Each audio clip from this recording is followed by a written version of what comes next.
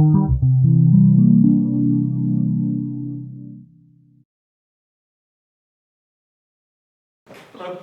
As Marcus said, this is joint work with Stewart, and the topic is, as you may have guessed from the title, has something to do with truth and something to do with intuitionistic logic. The broad aim of the presentation is this. We're going to look at some solutions to the liar paradox, which admit of a naive truth predicate and try to avoid these paradoxical derivations, or avoid those paradoxical derivations going bad by weakening the logic and going to a non-classical logic, and then trying to employ some kind of classical recapture. Just as a recap of recapture, the idea here is that the paradox solution ought to take effect for sentences that include the truth predicate, but for sentences that don't, one retains full standard classical interpretation and the full consequence relation. So the solvent only weakens the portion of the language that needs weakening and keeps everything else as it was before. We're going to consider a variation on this theme. Instead of talking about classical recapture, we're going to talk about intuitionistic recapture. And I'll say a little bit at the beginning about why that's something to think about, and then we'll dive into looking at some particular cases and seeing whether intuitionistic recapture works. But before I dive into any of that, I'm sure this isn't necessary for most people in the room or for most people at this university. I'm sure even if they're in other programs, they know all about naive truth. But roughly the theory of naive truth, as we'll be considering it, is either consists of the following two axiom schemata, which allow you to capture and release the truth predicate, or some rule of that form, or a stronger transparency rule where you can take any subformula and replace it with T along with a name for that subformula. Yeah, that's what we're interested in. Of course, this does give rise to semantic paradoxes, and there are two rough approaches for solving these. One is to weaken the truth rules.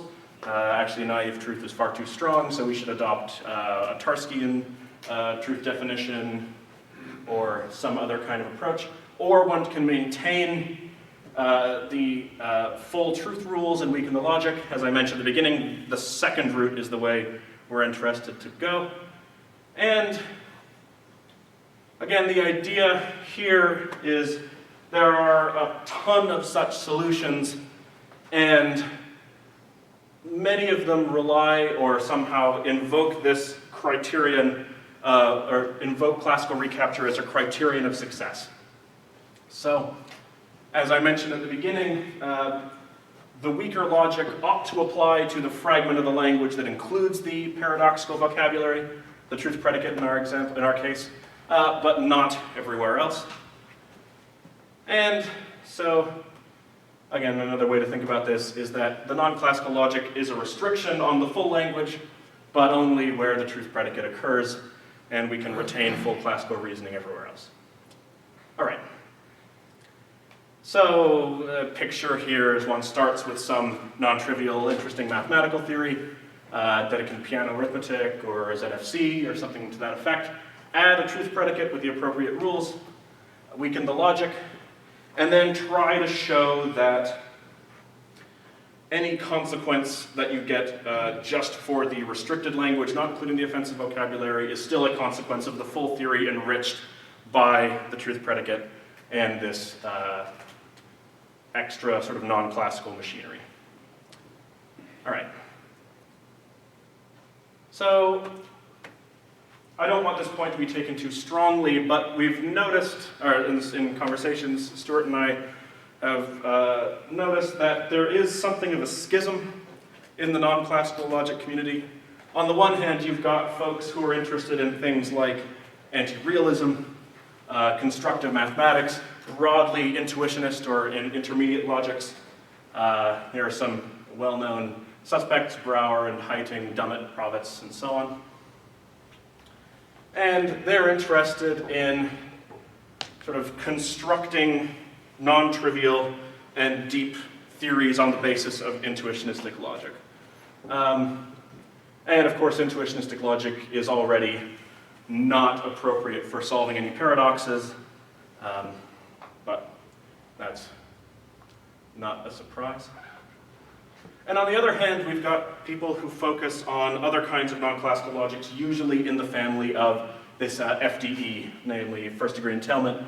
Other logics in that family include K3, strong-Kleene logic, the logic of paradox, and substructural logics. They have a certain core that's shared between all of them, such as all the De Morgan laws, all the double negation equivalences, and the usual interpretation of conjunction and disjunction.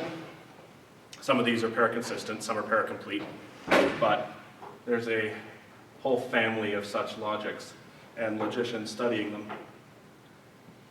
And there are disagreements, of course, between these logicians, and in particular, the kinds of logics adopted by FDE already rule out intuitionistic interpretations of the connectives because they accept, even those who adopt so-called paracomplete logics that reject the law of excluded middle, go on to accept principles that the intuitionist rejects, while rejecting principles that the intuitionist accepts, such as, for instance, the double negation of the law of excluded middle. So the idea here is that these two groups of logicians, those roughly in the intuitionistic intermediate camp, and those in the FDE camp, paraconsistent logicians, paracomplete logicians, there's not very much sort of joint work between them, and few people fall into both camps, although there are some notable exceptions. I mentioned Neil Tennant, who we'll talk about in a moment, Mike Dunn, Robles and Mendez, and Greg Restall. There are, of course, others. But the idea roughly is that much of the work on paradox solution comes from those working in the FDE camp, the paraconsistent, paracomplete camp, not from the intuitionist camp. And so those in the former camp provide solutions which focus entirely on classical logic while ignoring interesting intuitionistic theories developed by members of the other camp. And another way to think about this project is as sort of providing some kind of bridge by trying to take those paradox solutions available in the FDE camp and adopting them so that instead of trying to recapture classical logic, they can do this other interesting thing. Yeah, so that's what the aim is. We're going to look at a handful of solutions that have been proposed to truth paradoxes. Core logic due to Neil Tennant, cut-free approach due to David Ripley, Field's K3-based approach, Beale's detachment-free approach, and then contraction-free approaches due to Graham Priest, Lionel Shapiro, and a number of others. And we're going to look at each of these paradigms and consider some options available to them for adopting their solutions to account for intuitionistic logic rather than classical.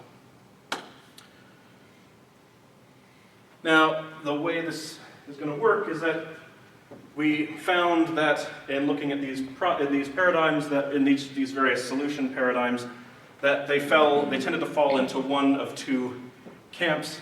These camps distinguished by what kind of intuitionist recapture scheme was available.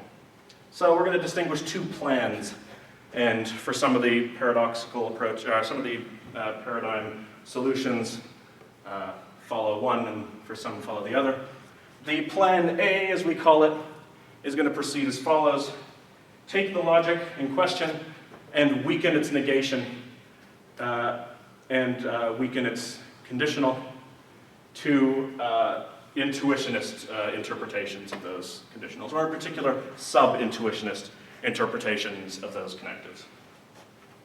This is the nicest approach because it allows us to retain all the same vocabulary and to a certain extent the same interpretation of that vocabulary, while at the same time weakening it in such a way that one can extend it nicely and naturally to the intuitionist interpretations of said connectives.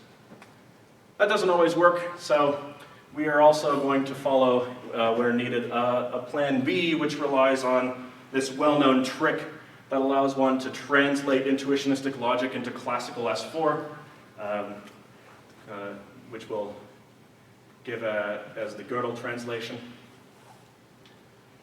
And so plan A is in some ways better, but plan B still works with the problem that we're required to understand the intuitionist connectives defined in terms of the modals as meaning something different than the connectives in terms of which they're defined.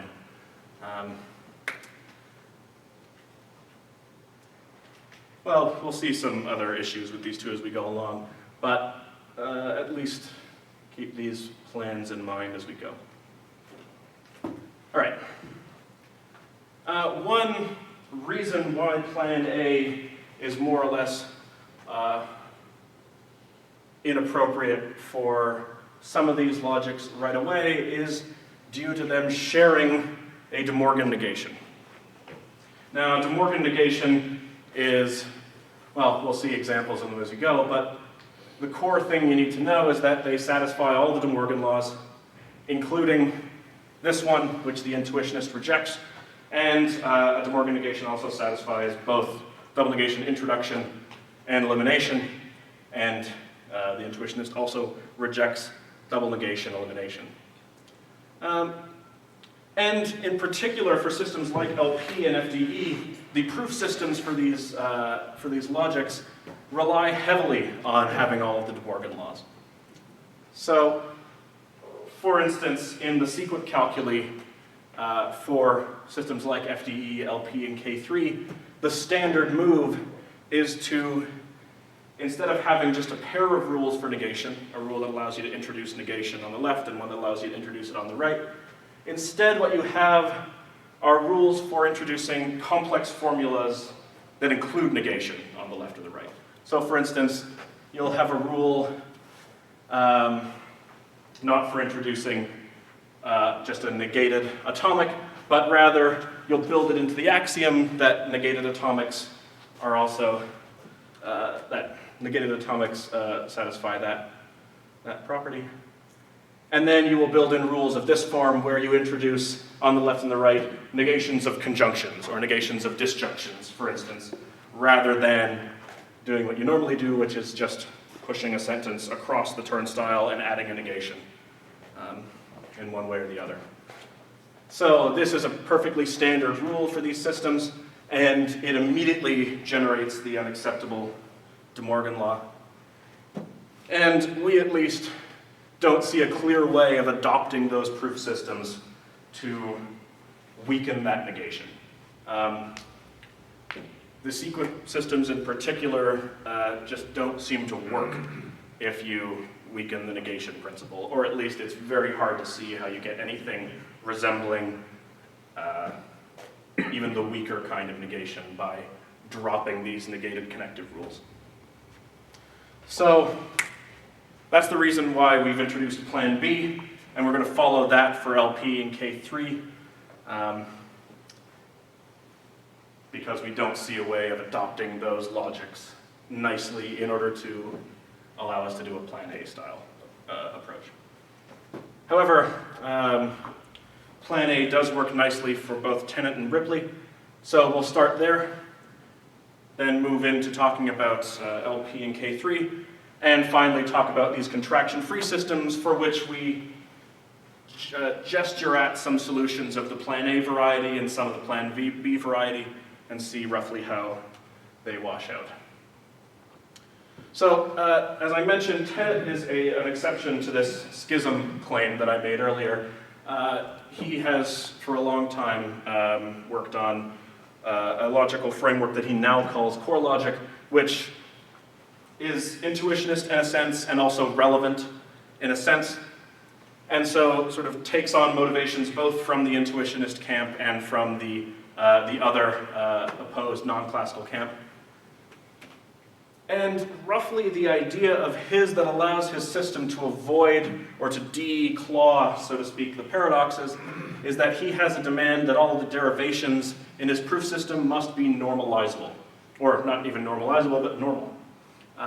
He gives a definition of a normal form proof, following that standard in the inferentialist tradition, and then uses that notion to show why the liar, for instance, doesn't cause any trouble. The important notion here is that there is a kind of failure of transitivity in Tennant's system. You might have a normal proof whose conclusion is the premise of another normal proof, and yet you may not be able to chain the two of them together and generate a proof that's normal or even normalizable. So we have a failure of transitivity, and that's what powers the solution here. But before I get to that, we can actually say everything we need to talk about classical recapture in Tennant's system by noting a meta-theorem that he establishes, which tells you that if you've got a classical derivation, you can always find a derivation in Neal's system of classical core logic where you get the same conclusion either from the same premises or a subset thereof, or a subset of those premises generate absurdity from which you can get the conclusion by one step. So this tells you something like, even in the weaker system of core logic, weaker in some sense, all of the classically valid inferences are available to you. You can give proofs for all of them. And in addition, he shows the same thing for an intuitionistic variation of his system. So, at least as far as the classical vocabulary is concerned, we've already got that Neal's systems are a good match for the classical and intuitionist systems. Note, this meta-theorem does not extend to when you include additional vocabulary, which is what does the job here. And I already said this. This is the classical core variation. So, I think I can skip some of this. All right, well, I can't quite skip this. So, how does Tennant's solution to the paradox work? Well, he can introduce these introduction and elimination rules in an unrestricted way. And you can formulate a liar sentence with a rich enough language.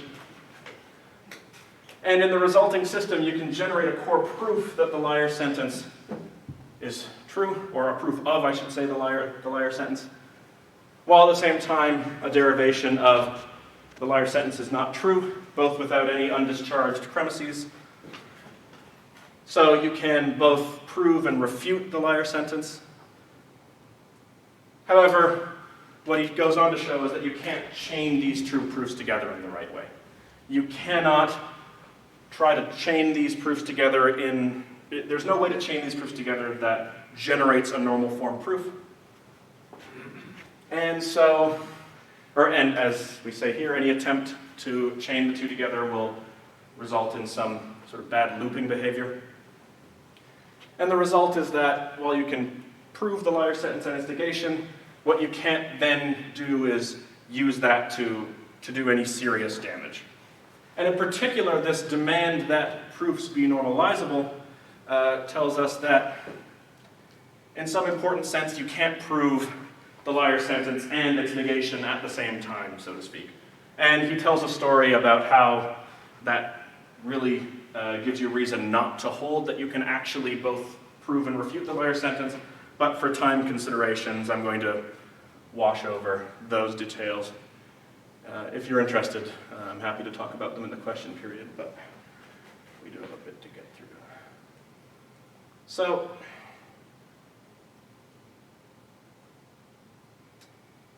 the nice upshot here is that Tennant has already done all the work for us, so to speak. The intuitionist recapture is already built into the system as he defined it. So that's already done. David Ripley, also his system, which also involves rejecting transitivity of a certain kind. In his case, the intuitionist recapture also works really nicely. Oh, I should say, the reason being that Tennant's core system, his basic system, is already intuitionist. So he's already given us roughly intuitionist interpretations of the connectives, so there's no additional work needed. As for Dave Ripley's work, so his approach is to reject cut, or restrict cut in particular, by giving a multiple conclusion sequent calculus presentation of the logic, along with a bilaterist inferentialist reading of that proof system. For those of you here 2 weeks ago, for Thomas Ferguson's talk, the bilateralist interpretation is old hat. And for our purposes, the interpretation is less important than the result here, which is that we reject introducing this cut rule as a primitive rule, but we still have it that this is an admissible rule. So the celebrated Hauptsatz theorem gives us not just that if you have the primitive cut rule, you could do without it. It also tells you that the system doesn't have it, you may admissibly add it. Again, just for the portion of the language, just for the classical, the standard classical first order language. The way that Ripley proceeds to try to avoid paradox is to show that if you enrich the language by adding a truth predicate, along with some naive truth axioms or rules, or schemata, axiom schemata I should say, then you can get the following result. Well, the way the system is defined, since it doesn't have cut as a primitive rule, by extending the language to include a truth predicate, you do not have all of the instances of cut that use the truth predicate. And so, if you try to do the liar derivation that results in absurdity from the liar sentence, you'll have that derivation blocked at least some step by the fact that you can't chain a couple of derivations together. And the result follows nicely for him that he gets classical recapture because the system starts out with, for the language not including the truth predicate, that cut is already admissible in that, or for that language. So the fact that we lose cut in the extended language doesn't affect the fact that cut's already admissible for the weaker language. And so we already have that, even though the consequence relation of the full language is weaker, the consequence relation for the truth-free fragment is just standard classical consequence.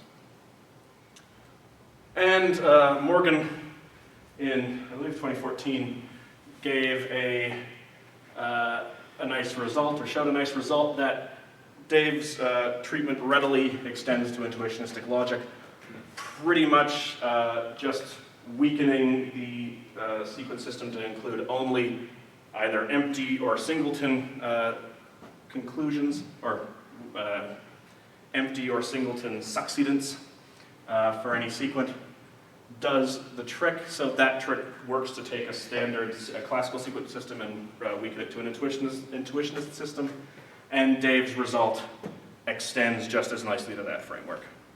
So again, the intuitionist recapture case is easy. Well, not easy, but done in the case of Dave's system. So that's good. Yeah, so what you're messing around with is transitivity. The plan A approaches seem to work pretty nicely. But maybe with the, when did that happen? Sorry, there we go. Possibly with the cost that you need to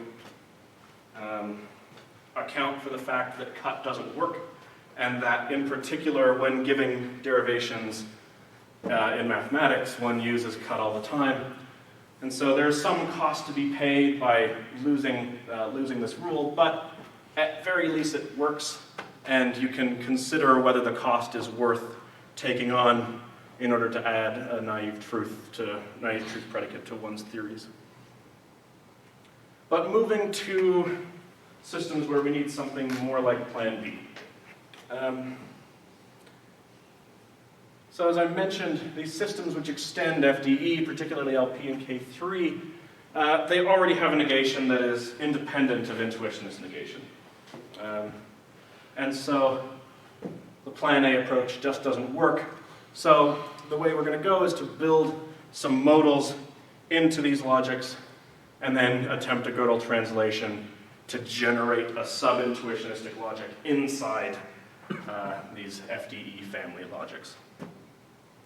So I'll sketch the model structure for FDE extended by S4 modalities, and then mention how these can be extended to LP and K3, and then talk through how the solution, or how the sub-intuitionistic logic generated is, in both cases, relatively easily extended to intuitionistic logic.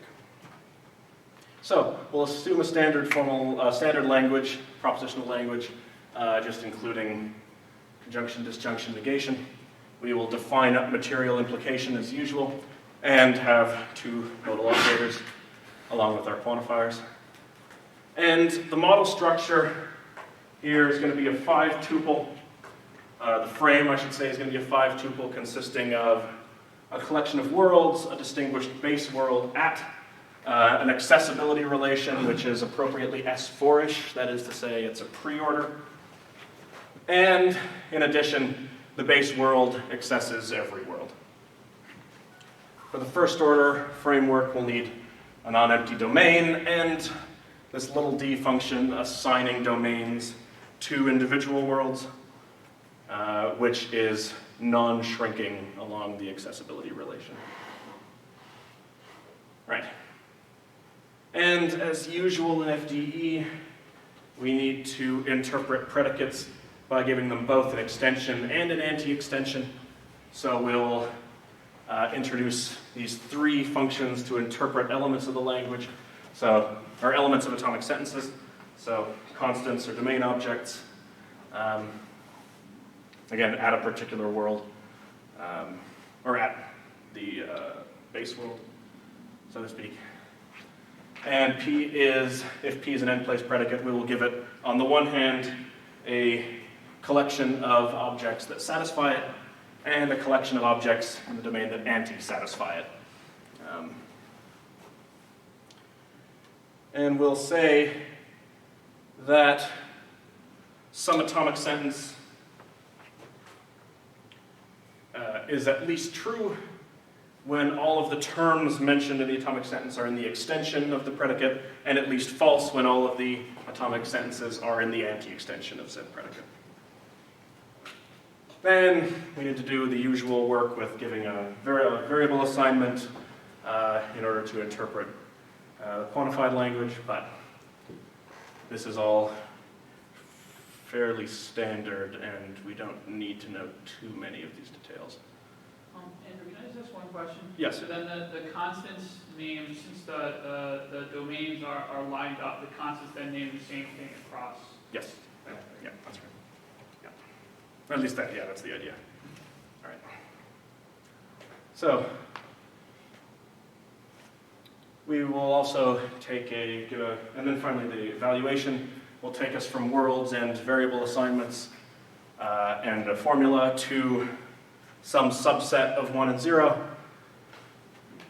And we will call a sentence with the value singleton 1 just true, singleton 0 just false, 1 and 0 both true and false, and the empty set neither true nor false, as usual.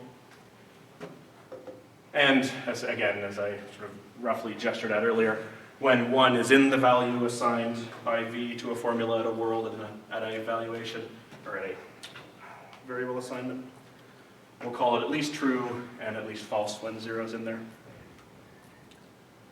And we can generate, as usual, a definition of logical consequence in terms of this,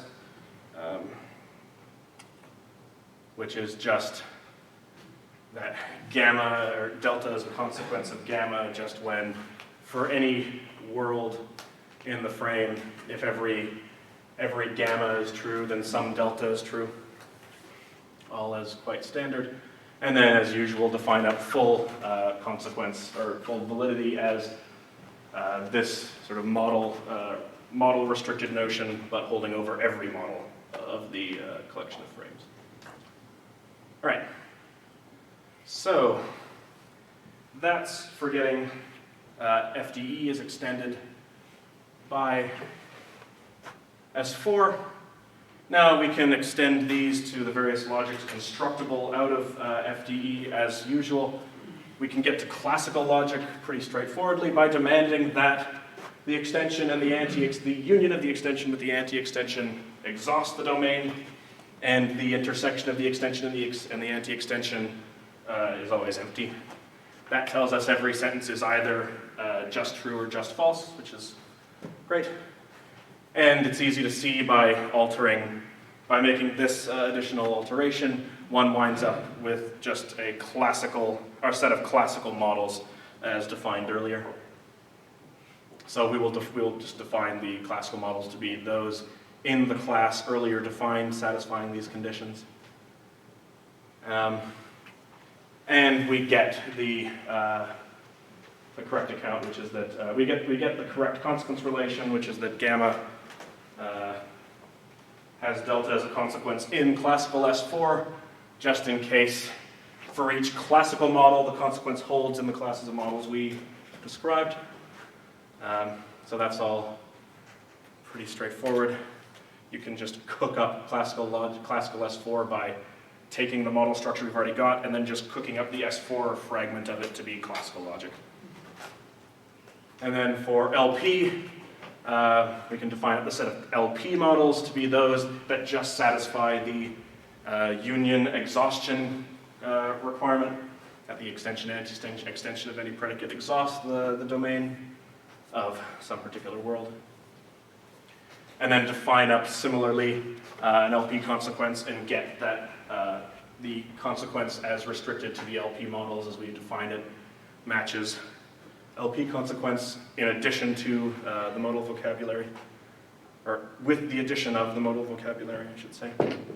And similarly with K3, for K3 we just retain the intersection emptiness requirement and get the same thing. So we can characterize this sort of standard diamond of many-valued logics in the FDE family as usual, and the modals don't change anything in any of these logics. And by don't change anything, I mean the same kinds of constructions available to get you from non-modal FDE to LP, K3, or classical logic still works in the case where you've got a frame. It's just that you demand the exhaustion or the exclusion principle, as they're often called, for every world. And we can then help ourselves to the usual Gödel translation, box up atomics, leave conjunctions and disjunctions, box your negations and your conditionals and your universal quantifiers. It's well known that for the classical interpretations of these connectives on the right, this translation generates the intuitionist connectives on the left. So we get this classic result that B is a consequence of some A's intuitionistically, if and only if B's translation is a consequence in S4 of the translation of the various A's. And so this is a nice way of cooking up intuitionistic logic from classical logic. So then the approach that we're going to take to get intuitionistic recapture in LP and K3 is just to start with those systems, enrich their languages to include modals, enrich those, the logics including the modals to classical logic, and then do the Gödel translation. Or actually no, not quite in that order. Start with the basic systems, add the modals, define up a sub-intuitionistic logic at the version of modal LP and modal K3, and then strengthen the base logic without the modals to classical logic so that the modal logic on top of it with these translation goes from the sub-intuitionist system to full intuitionist logic. That's a mouthful, but let's look at the two examples and see how they go. I'll say a little bit about the conditional first. This is, we're always just using the material implication, or at least so far we've only talked about material implication in FDE, K3, and LP.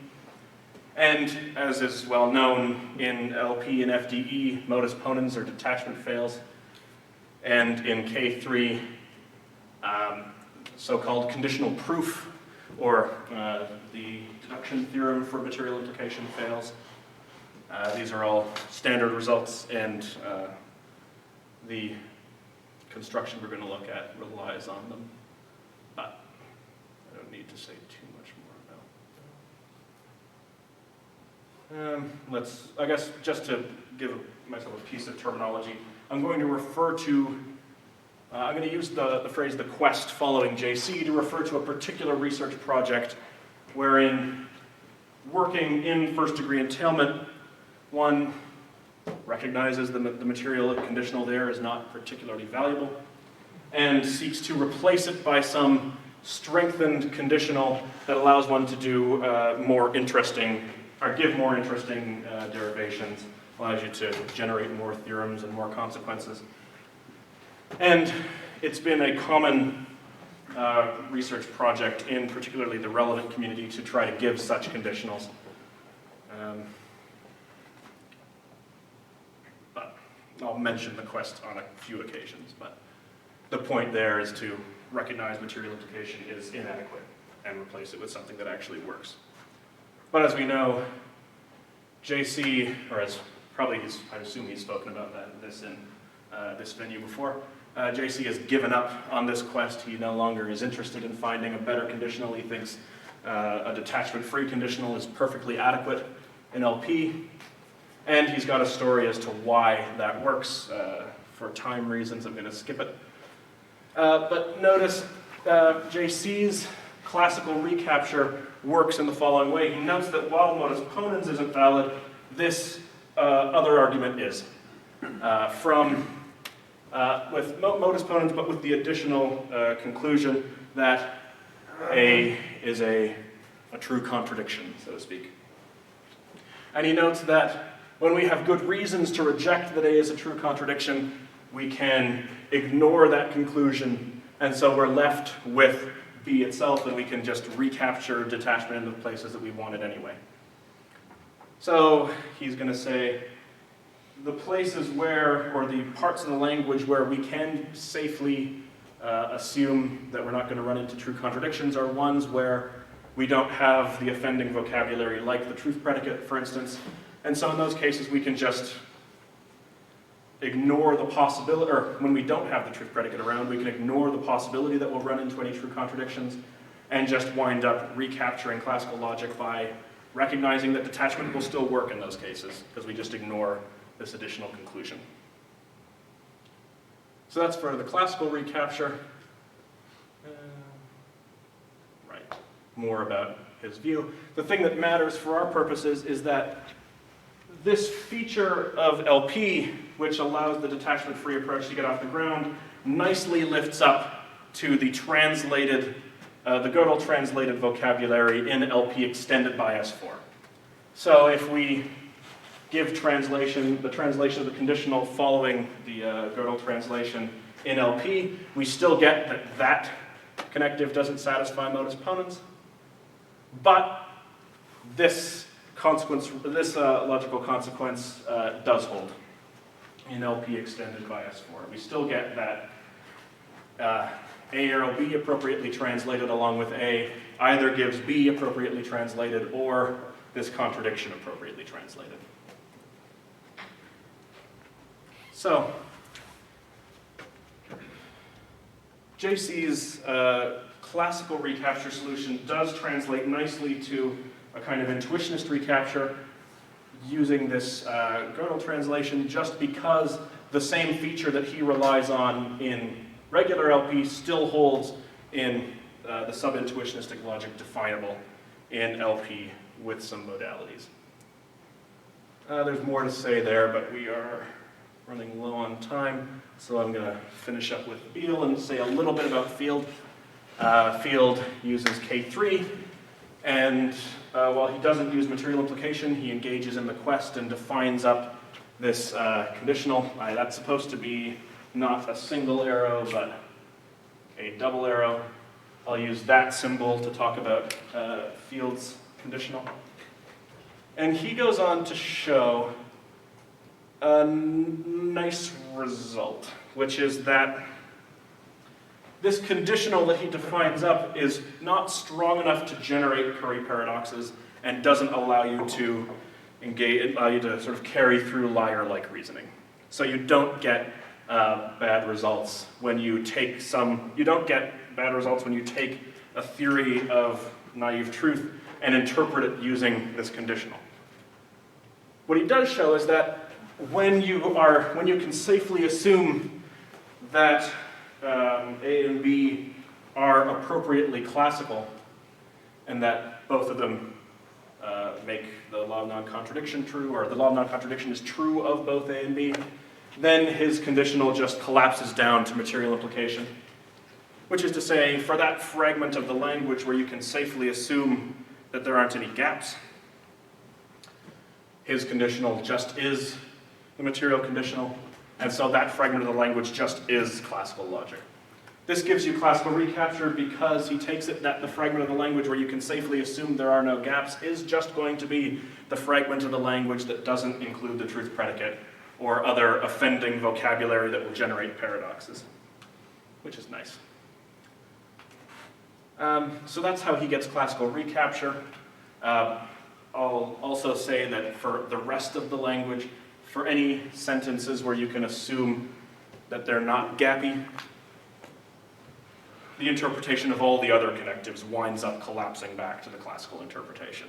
So he just has his weaker interpretation for the fragment of the language that behaves nicely.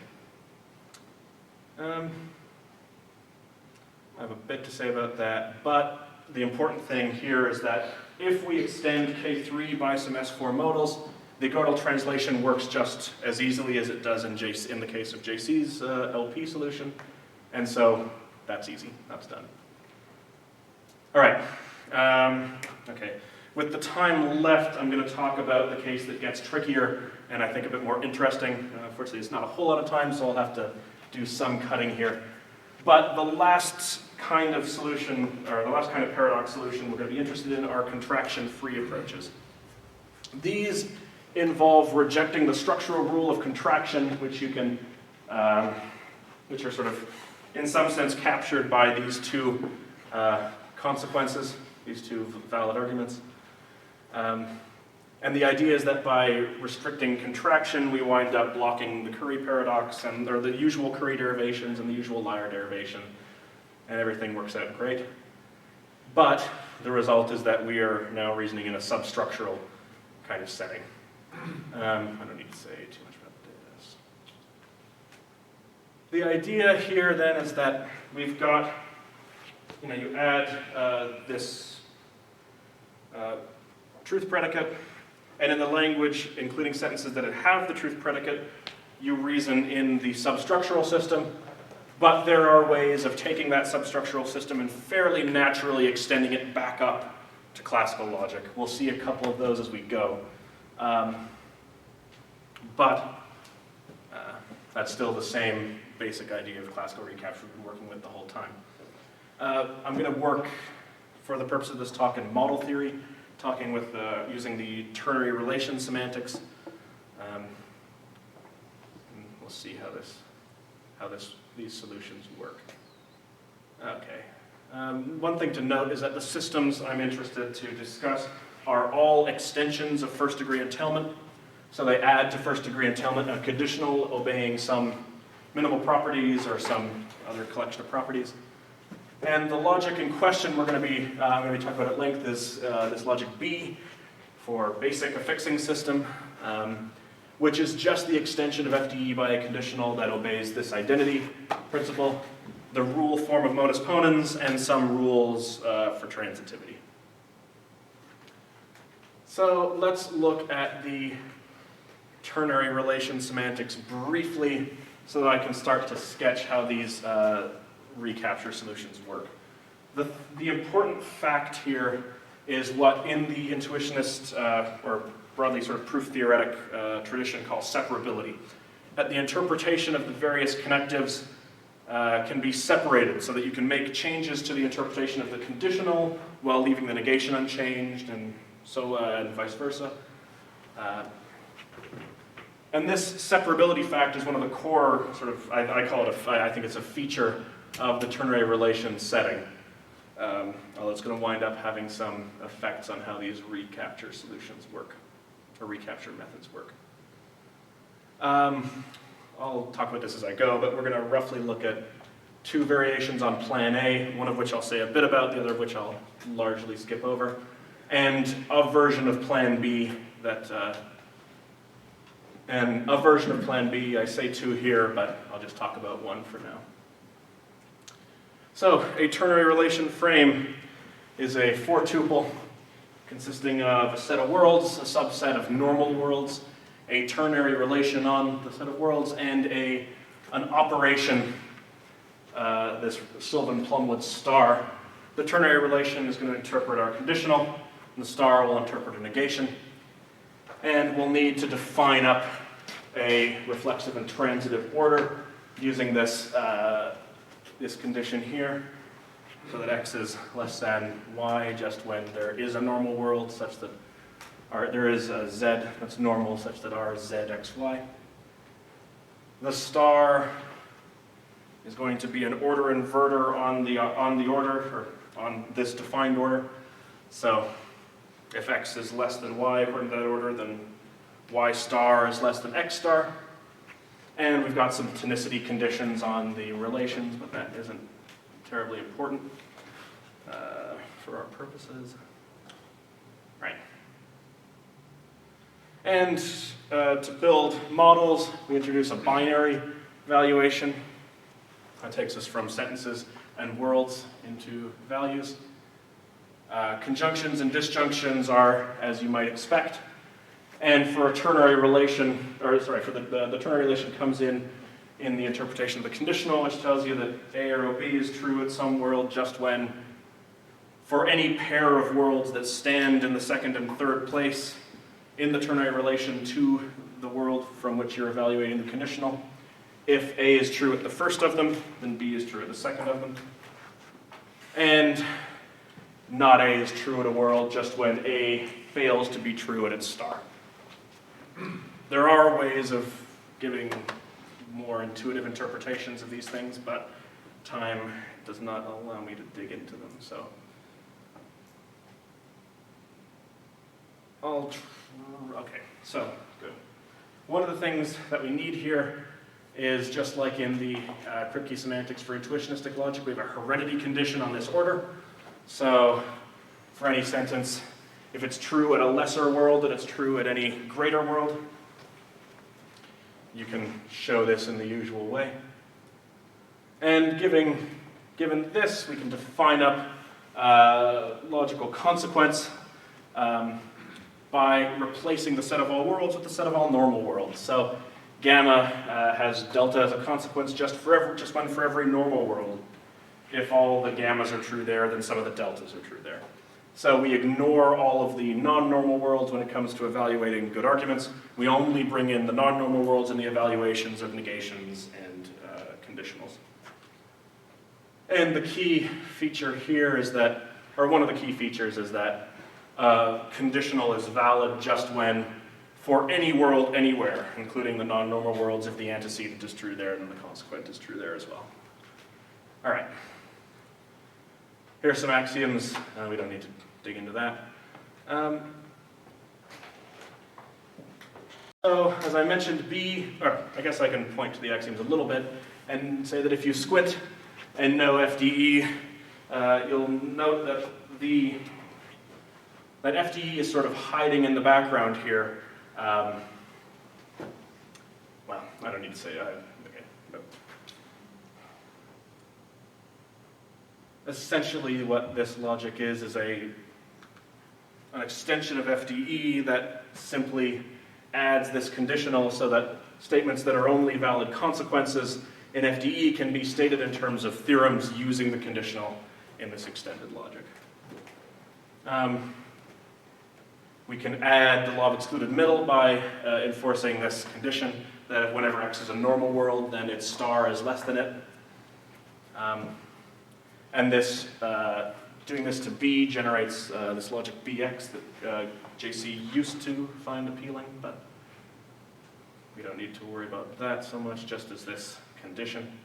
And you can add Boolean negation by, in addition, adding this constraint that corresponds to explosion, that if n is a non-normal world, or if n is a normal world, then it's less than its star. And we don't need to worry about more details there. So the point here is clearly the difference between these logics, B and intuitionistic logic and the other systems we've looked at so far, the interpretation of the conditional and negation. So, talking about plan A, which you'll recall is the plan wherein we weaken the connectives in the non-classical logic used to solve paradox to sub-intuitionist versions of those connectives. I will talk first about how we can take B's conditional and cook it up into an intuitionist conditional, and then I'll say something about the negation. All right. It's easy, actually, in B to strengthen the negation, or to strengthen the conditional into an intuitionistic one. I don't need to dive into these, but these are the two frame conditions you need to add to do it. And the fragment of B that corresponds just to the conditional, or that corresponds to the language including just the conditional conjunction and disjunction, is already sub-intuitionist. So the only thing that's a problem here is negation. And basically the star is the problem. That already enforces too much De Morgan negation behavior. So our proposal for giving you a logic that's like B but will allow you to do some intuitionist recapture is actually to weaken the negation by interpreting it slightly differently. I don't need to get into the details here, I don't have time to do so, but we can introduce, we can give a valuation clause for negation that's slightly different from that using the star, and with some cooking up, we can wind up with a fairly nice looking sub-intuitionist negation, which we can easily extend to intuitionist negation by using this frame constraint at the bottom. The details here aren't, well, I mean, they're important, but the core idea is just that we think, well, for the purposes of doing intuitionist recapture, the right idea in this contraction-free literature is to weaken the negation in the first place.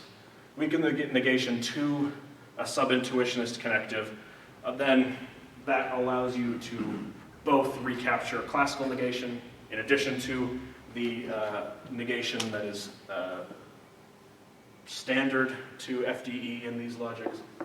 But at the same time, you can strengthen that same negation up to an intuitionist negation. The problem is I don't know what this logic looks like, and I don't know that anyone does. To my knowledge, these systems haven't been, or systems like this that have sort of weak relevant conditionals and in addition sub-intuitionist negations, to my knowledge these haven't come up for serious investigation, but we take it that a reason to investigate them is to carry out this kind of approach and allow yourself to do some intuitionistic theorizing within the framework. So, right. Oh, 5 minutes left. I'll skip this one. There's a second plan A that is really awful that uses propositional quantification, but it's really awful and it's not going to work. So, well, it will work, but it's not pleasant, so don't do it. So talking about plan B then. Pleasant is better than working. Sorry? Rather be pleasant than work. Yeah, right. Yeah. If it works and it's unpleasant, then there's a question to the extent that it works. But for B and S4, we don't need to worry about this. There's you can cook up modals in this semantic framework pretty easily.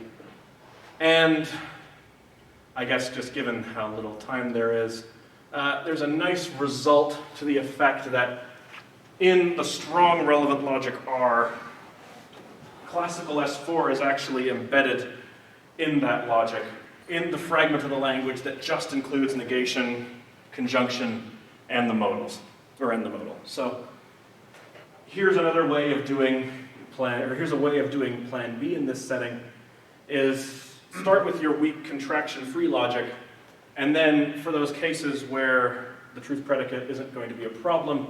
You can extend up to R and then simply retranslate the theory into this language containing conjunction, negation, and the box. Reinterpret everything as you into that language, treating conditionals as material and so on. Then perform the Gödel translation and you're back home that way. So, so just to say that in slightly less rushed terms, you can carry out the Gödel translation not on the full language of R, but on this fragmented language, which winds up getting the same result. Problem there is that you wind up using the material implication, the necessitated material implication to interpret the conditional in your theory, and you wind up ignoring the relevant conditional, which is kind of important to these weak relevant systems. The way to avoid paradoxes in these systems is, at least in part, to weaken the conditional. And so simply ignoring the conditional and replacing it with necessitated material implication in places where you feel that places where you're not going to get any trouble, that seems at least bizarre. You introduce the relevant conditional and then ignore it in the cases where you think, where you have good reason to think that you're safe. And we think that's at least a little ugly, but here's at least a plan B proposal that kind of works. It winds up actually just being something very much like Beal's proposal for LP, except wherein LP you can't reason you don't have a strong consequence relation in the first place because LP's is so weak. Whereas with these weak contraction logics, contraction-free logics, you can at least have a slightly stronger consequence relation at first, and then carry out the classical recapture pretty much like Beal does, but ignoring the weak conditional. And I've got some more comments, but just to come to, just to wrap up here. The fact that in the contraction-free system, the negation and conditional are separable already makes the intuitionist recapture approaches more complex than they are in the other logics we consider, because you need to change both of the connectives. There isn't some sort of change you can make, there isn't some one change you can make to the system that affects changes in both of them, which is, for instance, worse than in field, where all you need to do is add LEM instances for all of the sentences included in, or all of the atomic sentences included in some sentence, and that by itself gives you the classical interpretation of that, the classical interpretation of that sentence, right? And for Beal, since material implication is just defined in terms of the other connectives, changing the definition of, or changing the interpretation of negation is already good enough. Whereas in the contraction-free systems, there's more to do. So that makes it slightly less elegant. Plan B is also pretty inelegant insofar as we tried it in the contraction-free systems, because you wind up having to ignore this conditional connective and use something else. That's at least bizarre. But the Plan A approach that I sketched very briefly for the weak contraction systems is slightly nicer, except for the fact that we don't really know what the logic is. But the hope is that a logic like that of like B, but with a sub-intuitionist negation, might be strong enough to allow you to do the kinds of reasoning people are interested to do with weak contraction-free systems, while still providing this natural construction up to intuitionistic logic. So I think we're in agreement that this first Plan A is the best option for the contraction-free approaches, except for the fact that we don't actually know what it looks like. Yeah, so, yeah, we've looked at some... Put up the last slide. The last slide? That one? No. Oh, the previous one. No, the last one. No, not the last one you did, the last slide in the file. Oh, the last one is that one coming. Yeah, that's all. Thank you.